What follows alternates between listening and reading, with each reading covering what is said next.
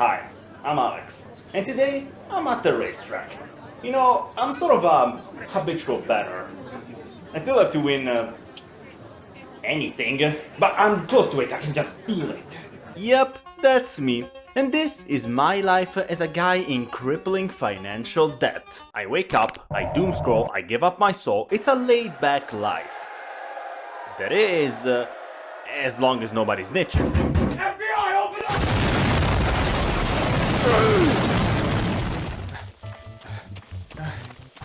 What? Do you think there was an ethical way to make human-horse hybrids? Sure, buddy. Oh! But in between a clandestine race and an after-race show, my mind wanders to another horse who, sadly, cannot have fun and dance with the other horses, for he is not on PC. Or is he? Hi, I'm the beginning of the alphabet, and in case you forgot, did you know that Bloodborne is not on PC? Or is it? While being made by From Software, the Bloodborne IP is owned by Sony, but since they're too busy making the next remake of a remaster of a sequel of a reboot of the Smurfs, they forgot they could make the easiest buck of their life without pissing anyone off for a change. But if Sony is not gonna do it, then someone else is bound to beat them to this cash cow. For in this desert we call the internet, there's a species of hungry little goblins. And these gluttonous freaks are always hungry for more. Oh god, stay away! Until one day, when one of them realized something. I can draw the hunter pregnant! I can make my own Bloodborne game! That's right, my hungry little goblins. Today we're gonna scavenge the internet in search of sustenance to quell thy hunger by looking at anything that's available on the web to fill that Bloodborne-shaped hole that Sony can, but sadistically decides not to fill. So get ready for a delectable dinner as we're about to take a quick look at Bloodborne on PC. And what better game to start than Bloodborne PSX, a demake made in the style of a PS1 game by Lilith Walter and Corwin Pritchard. Now that I think about it, their names would fit perfectly in one of these games. Lilith and Corwin, the Demakers. Wow, I'm sure all this would be very nostalgic if I was a decrepit 30-year-old. Immediately from the start, this demake manages to improve on its source. Not just because the icon looks like a clam, but because there's a max FPS slider that can go up to 60, 144, 240, and even unlimited frame! But I'll keep him at 30 for authenticity. Hunter? What is going on? Why am I low poly? What's with these subtitles? That's not what I'm saying. Wait a second. Oh, sorry, I mistook you for someone else. Mayhaps you saw him? His skin is a beautiful turquoise. His voice is like a dream. And he is incredibly buff. Wait a second, it is the Hunter! Sorry, the graphics made me second guess myself. Anyway, you gotta hurry and go see what's going on! Welcome to where we all belong, and where this game already surpasses my already high expectations. Instead of just being a one-to-one version of Bloodborne with more visible angles, BB on PSX reimagines the map in many different spots, including this first area, where right behind the hairy crocodile, instead of just going out, you need to go up and around to get a key. There are many more additions like this one, and even though there's many familiar locations, the way you tread through them has been changed in a way that even a wrinkled veteran can get a fresh experience. There's even a couple of completely new locations, like the sewers, with the poison, and the poison rats, and the rat dog. The combat is as faithful of an adaptation as it could be, and having it this stiff, by design probably, also makes it kinda funny, especially when you have enemies taking a couple seconds to elaborate their next move. But one of my favorite parts of this demake has to be the insight. In Bloodborne, insight is mostly a lore important thing, seeing as outside of that it's just a currency that determines some minor visual and combat differences. Instead, in Bing Bong Prime Supreme Excrement, insight is treated more as a collectible used to unlock stuff in the Jittery Dream. An abandoned doll my ass, I saw it vibrating. Here, insight is needed to open the doors of the workshop, with symbols on the doors that indicate how much of it we need. And all of it is for the amazing reward of being able to talk to a wet matchstick. There are many other fun and interesting details all over the place that make this love project an amazing experience for both long-time Souls-like fans and people who don't even know what a John Dark Souls is. I would highly recommend you guys try this one out. Is what I would say, but you can't play it anymore. Sony saw a fan game available for free on a platform where their game isn't available in any way, shape, or form, determined it was a threat and said, "It's my IP to sit on and do nothing with." And now Bloodborne-esque is kind of a PT on PC. If you have the installations files, good for you. If you don't, starve. And by that logic, Paint 3D is a PT on PC. Wait a minute. There's cheats! Oh man, these are truly a lost art. Nowadays you never see them outside of a couple of indie games. The only big titles you ever see them in is LEGO games. This is from when I finished 100%ing LEGO City Undercover. It was my birthday. I am very lonely. Let's see what we can do here. You got the classic big head mode, yes you can, which turns dogs friendly, lets you pet them, and gives them all personality. Like this one, who is very unsure about being pet. And then we have Convoluted, which should let you alter time, but I couldn't figure out how to activate it. Another one I was very excited about was What If It Was, which should let you change the You Died message.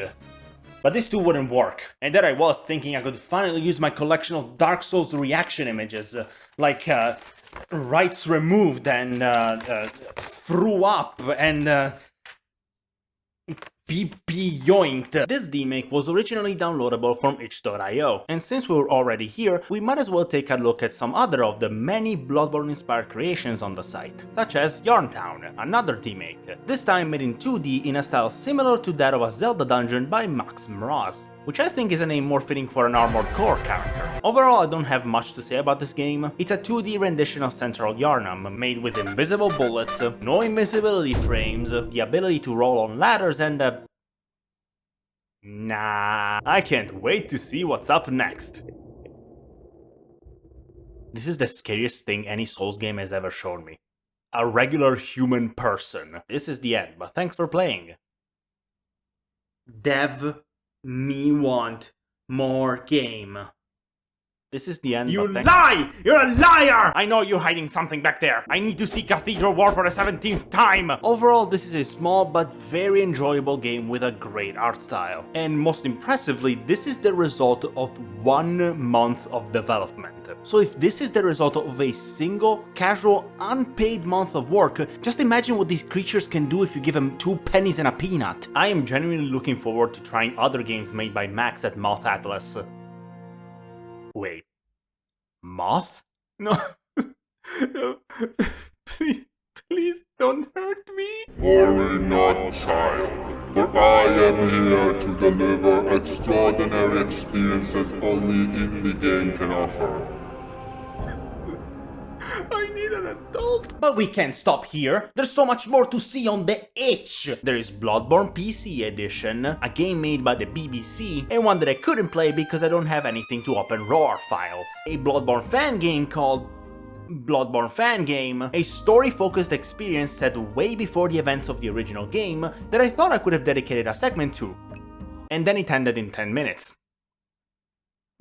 There's Bloodborne Odyssey, which doesn't seem to have anything to do with FromSoft's Bloodborne, but I think I'll check out in my own time. Then there's Bloodborne Choose Your Own Adventure, which is a book, and Buble Bloodborne Blood Beef?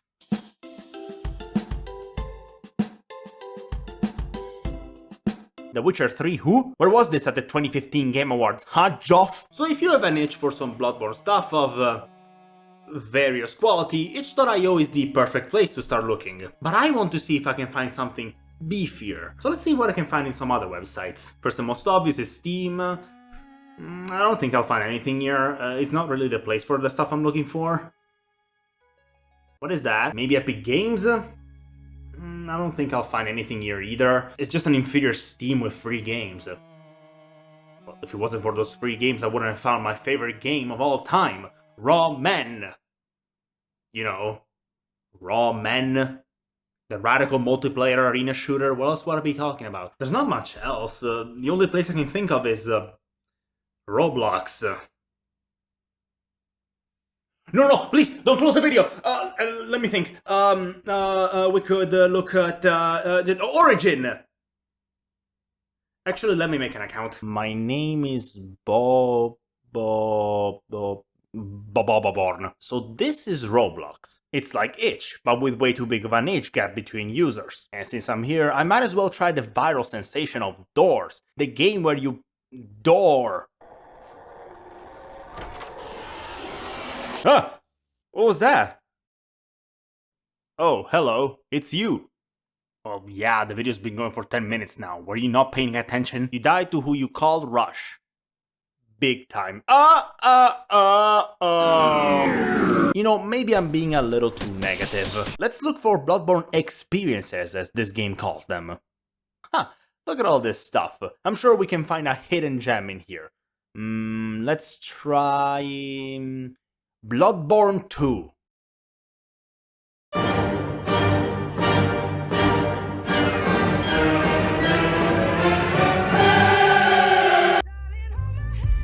I am hating the entire sequence of events that led me to this moment. Ben?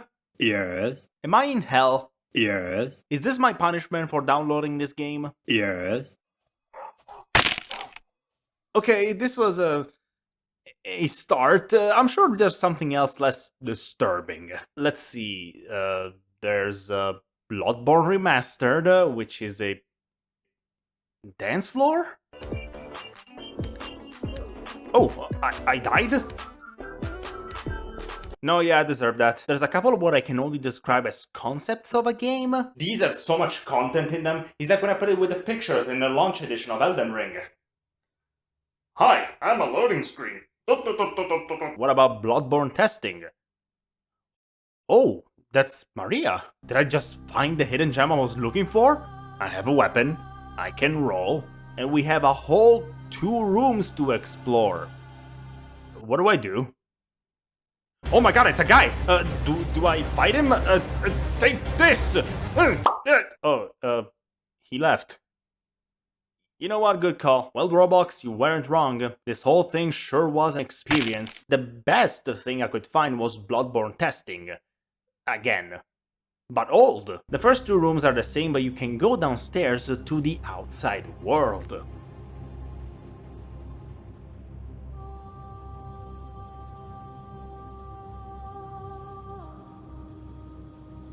Are we about to fight the sun? Oh my! Working on the hunter's dream. Aw, this is cute. The workbench is a little tall, but I guess this is what it would look like if an 8-year-old was thrown in a night of the hunt. And hey, they also made Maria's boss battle, complete with cutscene. Look at that back. She truly is a muscle mommy. The battle is the best I can expect from Roblox. Also, when you die, her health bar doesn't reset, and I was going to exploit this to beat her, but then Maria said miss me with that shit and just got out, leaving me inside, alone, unable to die. Get back and fight me, you coward! Okay, last chance. What about Bloodborne? Just Bloodborne. Oh no. I got drafted. So I guess Roblox wasn't the best place to find quality. Which is surprising, considering how well they handled their user base. But I'm not done yet. There is still one place where I can find some Bloodborne related stuff. Minecraft. No, please! Blood and Madness is a mod that adds a handful of items, weapons, and enemies from Bloodborne, and I am genuinely looking forward to it. It is the perfect time for the yearly 2 weeks Minecraft phase, and nothing brings back memories like watching 37 Father Gascoignes fight each other. What's my world's name going to be? Born... Bald. Let's start with some regular Minecrafting. Logs, planks and sticks, crafting table, wood pickaxe, cobblestone, stone stool. Yeah, stone stools. Look guys, I made a cute little house with a cute little farm. Everything is so nice and quiet. Too quiet. I can hear my own thoughts too clearly. That is because this mod was later incorporated into a bigger mod called Darkest Soul, which also adds Elden Ring and Dark Souls stuff. Which means so far I just played Minecraft for 30 minutes. But before we continue, I have to apologize for something. So let me just... I cheated. I gave myself some nice tools and a good chunk of materials because I tried to record for this segment 3 goddamn times, and the only thing I achieved was remind myself how much I don't like playing vanilla Minecraft. First of all, this is not a mod that tries to overhaul Minecraft and turn it into an RPG. Instead, it mainly adds some enemies and materials that you can use to craft weapons and armor sets from the Soulsborne series. The mod also adds some new structures: the ruins, the houses of horrors, and the cylinders, where you can find chests full of vanilla and modded materials. This is one of my favorite types of mods, the ones where aimlessly running around is one of the best ways to progress through the early game. None of that endless grind just to get different color wood. I'm looking at you, productive trees. Well, what if I told you that aimlessly running around is the way to grind for this mod? Then I would whip you. And what if I told you I like that? Minecraft in general is a game that, instead of giving you a bunch of objectives to follow, is heavily based on intrinsic motivation. Something that this game doesn't invoke in me. But the mod's description said that it aimed to add a progression system based on exploration and combat, which literally sounds like something tailor-made for me. No joke, the way I describe my favorite type of games is open world with a focus on exploration and combat. So this seems like a match made in heaven. There's just one problem though. Exploration in Minecraft sucks balls of slime. The standard methods of transportation can run in a competition for who has the most broken legs, and the two most efficient methods of moving around are either nether highways or the elytras, a literal endgame item. So tell me, Blackjack, how did you get 3 of those if you barely went into the nether? There are so many things I want to say about this game, but I sidetracked too much already. What I want to say is that basing the progression of the mod almost entirely on exploration, in a game that severely lacks ways to efficiently move around early game, forces players to slowly pace through their worlds for hours at a time to get anything, especially when you consider the apparently extremely low drop rates on some items. Story time! I wanted to craft the Moonlight Greatsword, an iconic weapon in FromSoft games, and one that I definitely wasn't expecting to get easily. To craft it, you need a total of 24 Twinkling Titanite fragments, and I was willing to work for them. I grind my cake off for some Twinkling Titanite, which I found out were dropped by Dark Raids. The mod's description says they spawn deep underground, but I did go underground, and the only thing I found were a button of skeletons and these spindly freaks. The only place I could consistently find dark raids were the cylinders, and I did try to get the materials without cheating. What do you mean I'm flying? I'm not flying, I'm simply very tall. So I went to very legitimately farm these materials while using a looting 3-diamond sword for around 1.5 hours, and I got 4 fragments. How long am I supposed to run around for? It's like I returned to my high school's chem lab and I started my 57th titration of the day. Okay, it's starting to change color, let's add one more drop. Son of a bitch! Overall, this is mostly from personal preference and not a big critique to the mod, which I think is made very nicely. It is also in active development, with new weapons, armors, spells, classes, enemies, bosses, and even dimensions coming in the future. And look, I even built a little Hunter's Dream workshop as my house, and we have a guest, Torrent the Donkey. And in the event that the dev is watching, I also found 2 weird things. The first is that any enchantment on a pickaxe gives it a Silk Touch effect when used on the mod's ore blocks, meaning that you can't use Fortune on them. The second problem, which seems to be well known, is that there's this one enemy that screams to alert and power up all enemies in the area. Pretty cool stuff. It's just that he's a little...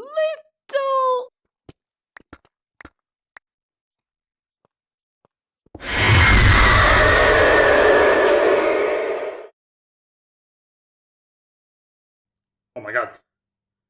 I'm losing blood echoes! To conclude, there is the fact that not everything in Blood and Madness was brought into Darkest Souls, with the latter mainly lacking the bosses that are present in the former. So as of now, I'd say the best way to get the most complete experience out of these mods is to combine them. Wait a second. this gave me an idea. What if I made a pack with mods that add stuff from other video games to create something akin to like an unholy fusion between Smash Bros and Fortnite, and I'll call it Smash Night. Actually, no, that doesn't. Come on, there's gotta be a game that can quench my PC's thirst for blood. I can't continue to feed it babies. It's way too expensive. There's gotta be something, anything, even a game made as a joke. Oh my god. How could I have been so stupid? It was so obvious. I should take a look at Bloodborne Bloodborne? Did I say that? How silly of me. What I meant to say is Mario Kart. Please spare me. Hey there, Lilith. Haven't seen you in a while. During the development of the Bloodborne Demake, Lilith Walter of Lilith Walter Media made a video for April Fools where she brought to life a joke present in the community at the time about a kart racing spin-off game. And the thing became a little popular. So, shortly after Bloodborne PSX, she started working on making the meme real.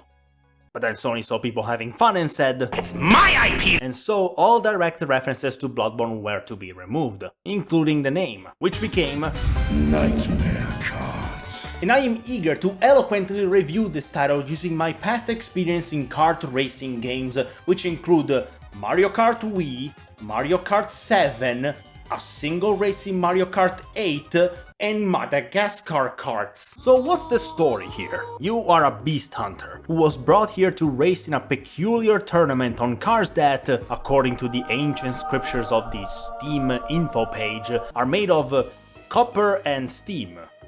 Just these two? Huh, I guess making cars is easier than I thought. So let me see if I understand. I need to fill the Statue of Liberty with steam and then she'll turn into a car? Like, do I just boot up Steam and throw it inside? Before we can race, we need to sign up. What is my name? My name? My name shall be a statement. A call to the higher-ups. A scream of protest for all of my PS4-less brothers and sisters who are still waiting to experience peak. BB on PC, please. Next, what is my vehicle? You know what? I'm gonna say it.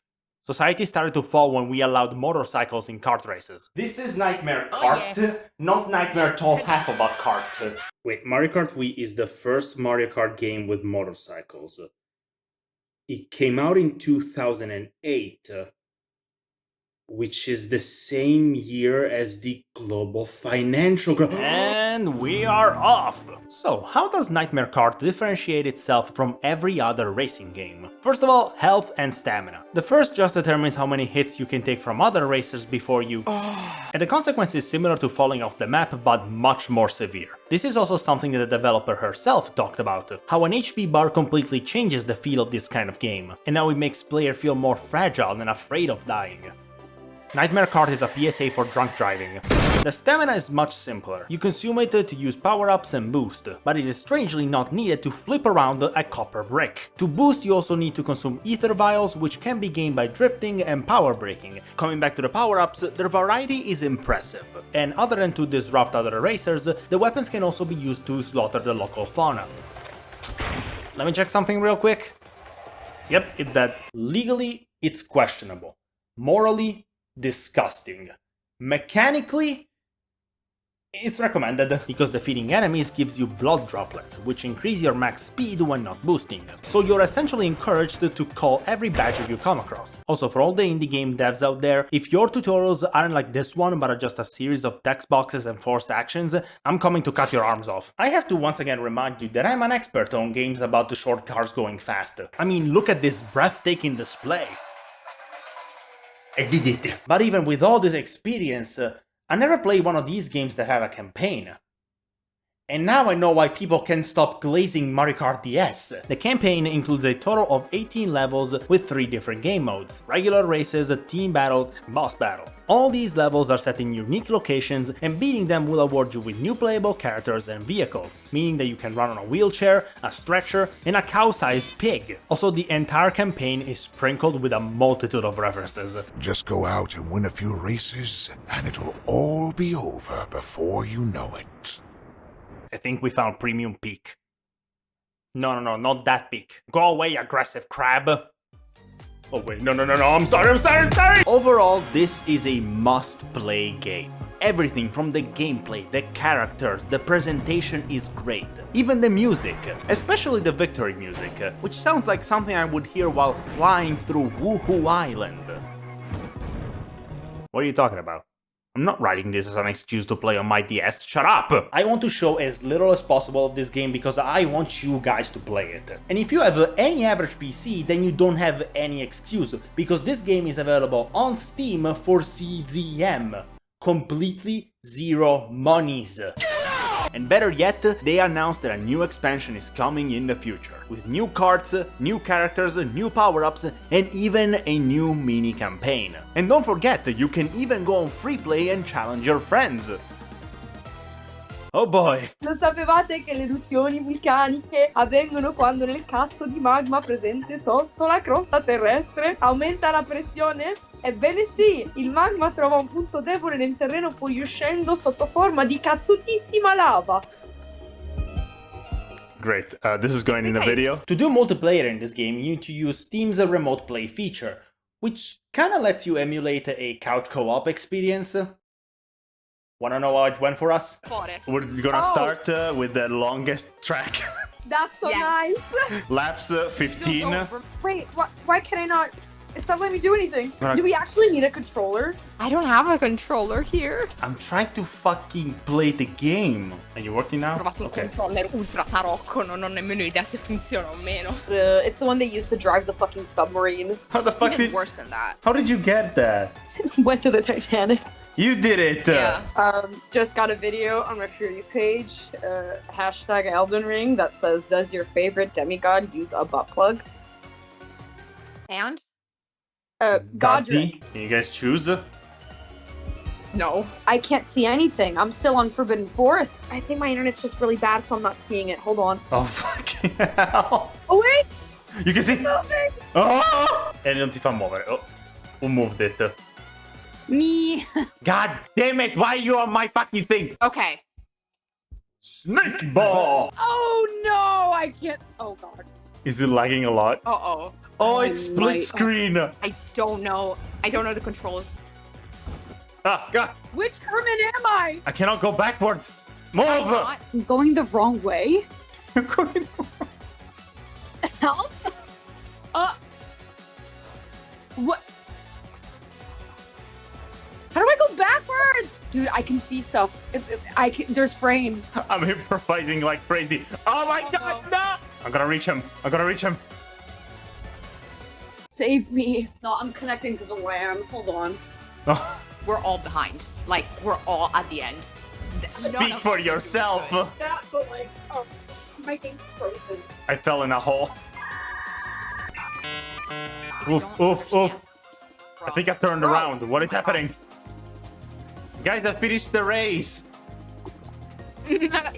That's so nice. Of course, I cannot seriously say anything to Lilith for this. I can only imagine how stressful and expensive it would be to run an actual server for the game. And I mean, have you seen one of those things? It looks like something designed to rip the soul out of a body. So as long as you have the before mentioned hardware and a house...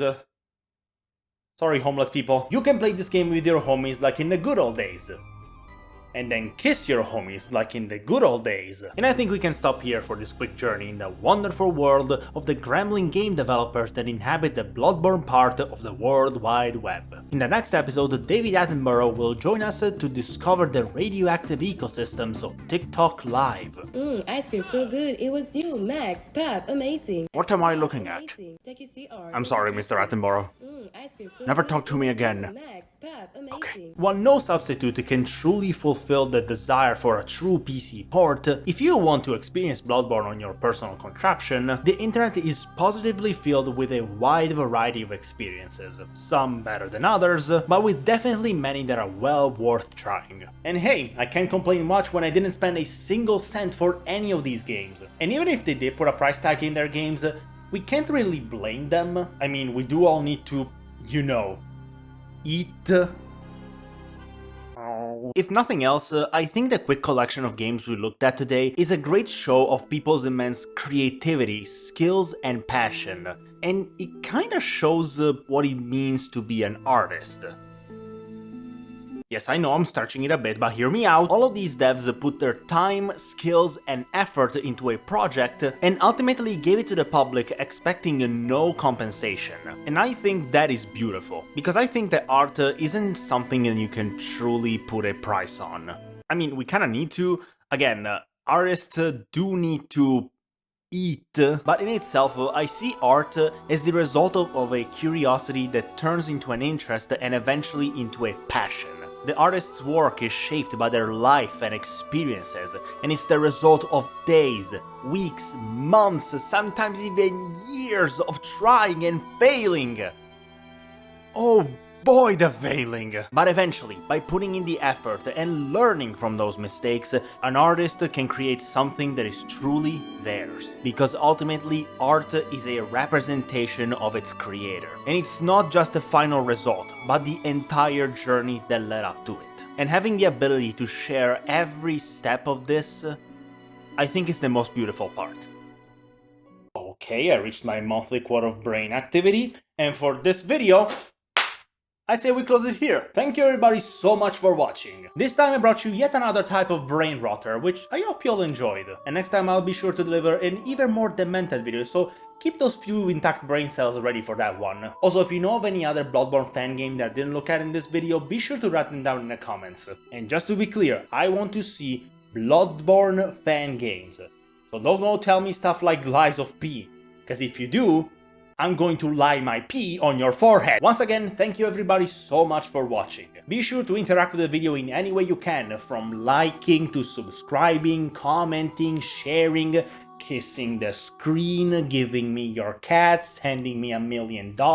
Of course, a shout out to the Is Bloodborne on PC Twitter account for their indispensable work. Thank you a third time so much for watching, and I'll see you all next time. Bye!